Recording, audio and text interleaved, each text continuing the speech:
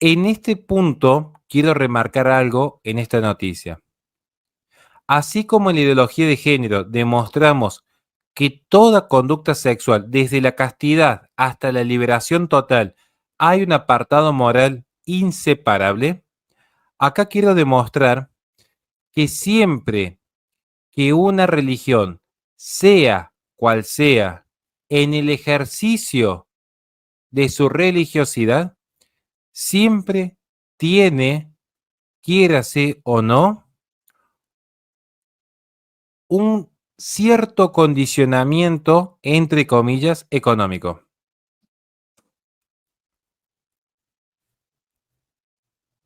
Cierto condicionamiento. No estoy diciendo que sea determinante. No estoy diciendo que para predicar la fe uno tenga que ser millonario. Los primeros apóstoles, sin nada consigo, empezaron la prédica del cristianismo.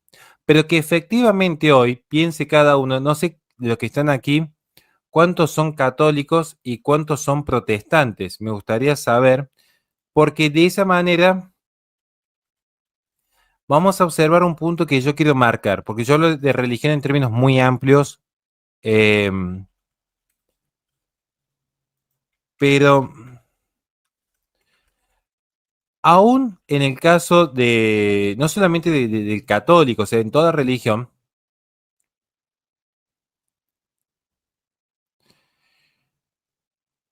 aún en esos casos, el simple hecho de que un pastor deba tener un espacio físico donde se deba muchas veces alquilar, a veces se compra, a veces se necesita el equipo de audio, a veces se necesita comprar los asientos para que las personas más ancianas o las mujeres embarazadas tengan donde sentarse durante el culto. A veces se necesita costear los viajes misioneros, como por ejemplo, si mandamos 5 jóvenes a misionar al Perú y gracias a la gente de Perú que ahora me van a recibir próximamente en mis conferencias, en mi próxima gira, eso tiene un costo. Eso está dentro de las reglas del mercado. No es que mágicamente el dinero se imprime y por ello ya tenemos todo asegurado. Y esto es algo que también afecta a la religión católica. Y esto es algo que también nos afecta a los católicos y que afecta a cualquier religión, sea cual sea. Lo que sucede ahora en el Vaticano es que desde el 1 de noviembre de 2024, los salarios mensuales de los cardenales que trabajan en la curia se han reducido drásticamente. Y este anuncio fue hecho por el prefecto de la Secretaría para la Economía, Maximino Caballero Ledo, en una carta dirigida a los involucrados. Esto es la noticia que tomamos de Il Mensajero. Si bien tiene cierto tiempo la noticia, para mí creo que es importante traerla a colación porque esto es un tema profundamente actual que al día de hoy se está queriendo resolver. Eh, Esta carta fue descrita como el signo de una demostración concreta del espíritu de servicio. Es una decisión que anuncia los próximos pasos en los cuales se está buscando que el Vaticano pueda sanear su economía interna, lo que implica una contribución de todos. Lo que demuestra que quizás, entre comillas, que nadie se ofenda ni se larga a llorar, pareciera ser que el Papa Francisco está aplicando el plan motosierra en el Vaticano, pareciera ser, porque han empezado los recortes, ciertamente. El 20 de septiembre el Papa Francisco publicó una carta en la que le pedía a los cardenales que le ayudasen a combatir el déficit general de la Santa Sede, recordándoles haber recibido un mandato al respecto del Colegio Cardenalicio en el cónclave del 2013.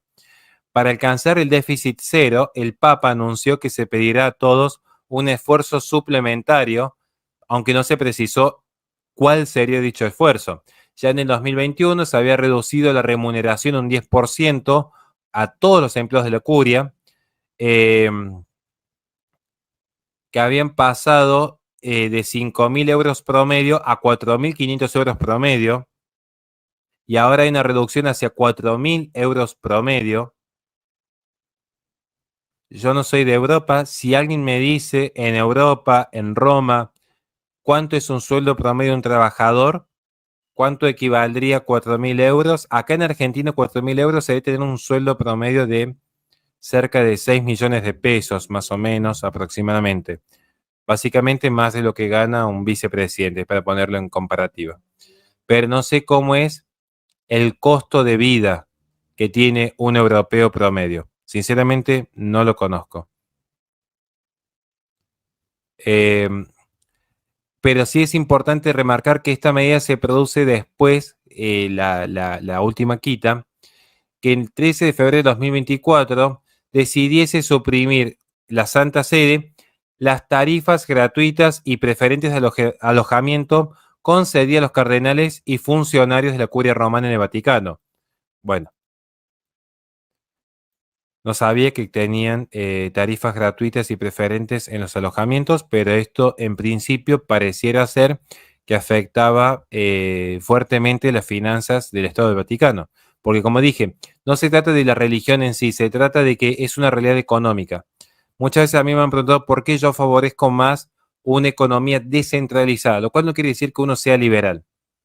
Yo estoy diciendo que yo favorezco una economía más descentralizada porque finalmente, quiera sí o no, es un hecho de que las reglas del mercado, el más o el menos, terminan ciertamente como no imponiéndose, pero es una evidencia que hay una tendencia a favorecer las normas de la oferta y la demanda. Y esto es lo que sucede, digamos. Entonces, si uno está subvencionando, no lo critico, pero si uno tiene un costo que es subvencionar por el honor y la dignidad que tenga un cardenal, su alojamiento en un hotel europeo, con sueldos que tienen a su vez de 5.000 euros mensuales, y es evidente que tarde o temprano, si la iglesia no tiene los ingresos suficientes, no tendrá el dinero para costearlo. Ese es el punto. O sea, sin los ingresos no hay cómo costear la erogación. Eso es un hecho económico, digamos.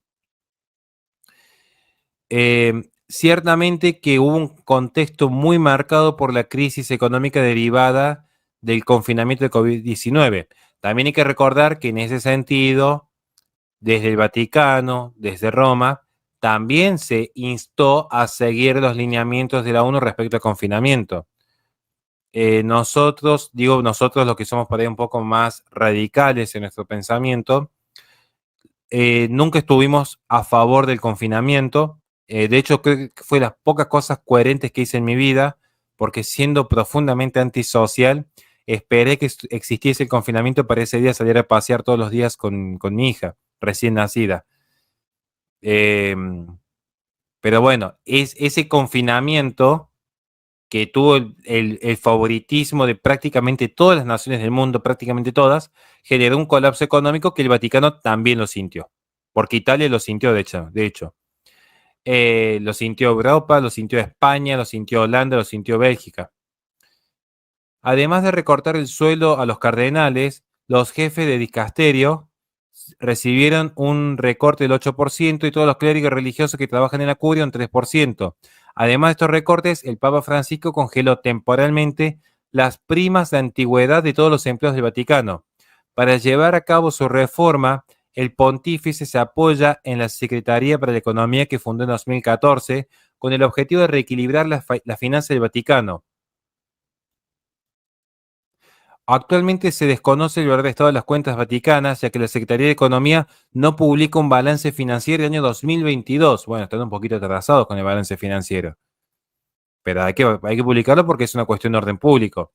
De hecho, recuerdo que antes que saliese Fiducia Supplicans, ahí fue cuando empezó mi amor por querer ser cancelado en la vida. Es como que yo encontré mi nicho, ahí dije, este es mi momento para ser cancelado para siempre. Voy a decir lo que siempre hemos dicho respecto al matrimonio LGBT y bueno, ahí empezó mi derrotero actual. Eh, Ese documento tuvo una particularidad que en eso es gracioso, porque en esa época muchos cambiaron la opinión varias veces. Acá hay algunos que nunca le hemos cambiado, eso se llama integridad. Eh, pero hubo algo que dijimos, no dijimos, acá me voy a hacer cargo yo. porque en esto sí me voy a hacer cargo totalmente solo. Fueron muchos los que se animaron a hablar de fiducia supplicans, en contra o al menos marcando su ambigüedad o al menos exponiendo algunos errores. Fueron muchos, es cierto, pero creo que fui de los pocos, si no es que el único, que me corrijan acá por favor los que están en el chat, creo que fui de los pocos, si no fui el único, que dijo que convenientemente fiducia supplicans salió 48 horas después de que se diese la condena al cardenal Becciu. El cardenal Becciu había sido condenado eh, justamente en un juicio histórico que involucraba los hechos de corrupción por los negocios del Vaticano. Becciu fue condenado por estafa agravada junto a Cecilia Maroña por una estafa impresionante.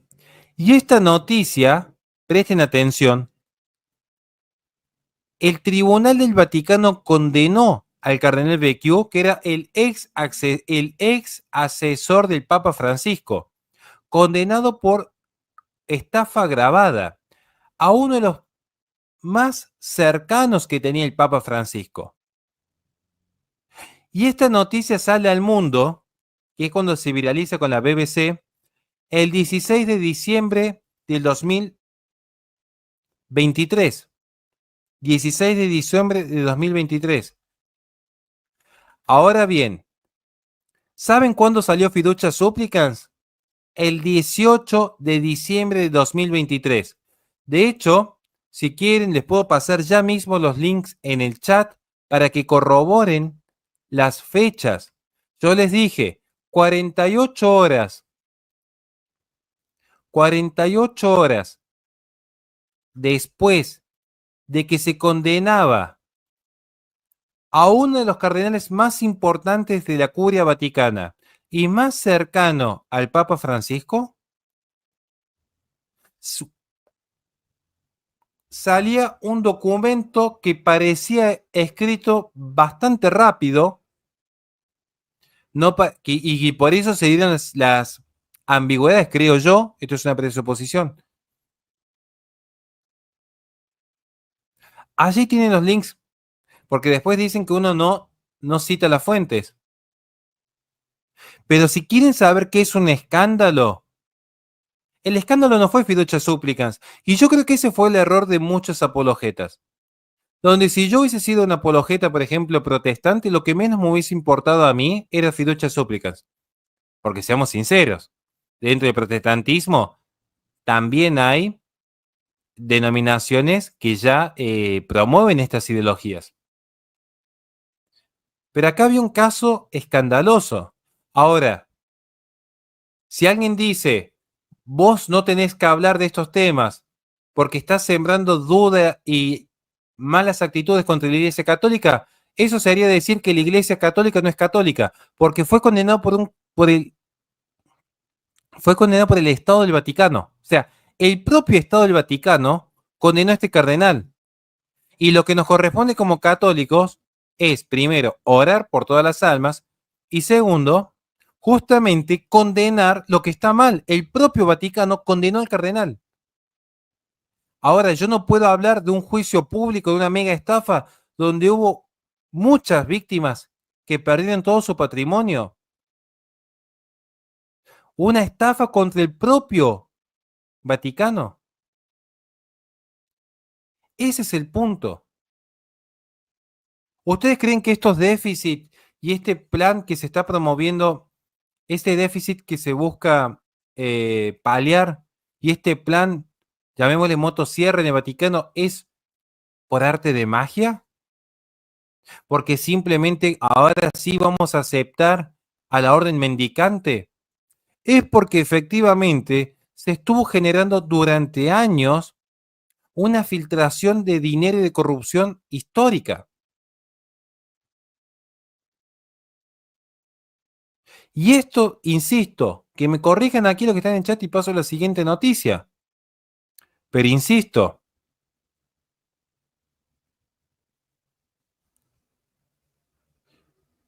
yo sé que hubo muchos que se animaron a hablar de fiducias súplicas. Y en buena hora. Creo que fui el único. Estoy pensando en los youtubers que más o menos nos conocemos, que compartimos cierto público. Creo que fui el único que se animó a hablar del Cardenal BQ. Puedo estar equivocado, quizás no puedo ver todos los programas, no recuerdo. Quizás alguien haya hablado de esto en su momento, pero no es casual este déficit. Este déficit tiene nombre y apellido. Este déficit tiene nombre y apellido. Y ahora hay que intentar resolver esta situación, porque son muchas las acciones que han llevado a los déficits. Las indemnizaciones a los casos de abuso ha sido una filtración impresionante de dinero para el Vaticano. Los sueldos de 5.000 euros más los viáticos en hoteles a la curia ha sido una filtración de dinero. El caso del cardenal BQ, que es lo que yo estoy mencionando aquí, ha sido una filtración de dinero.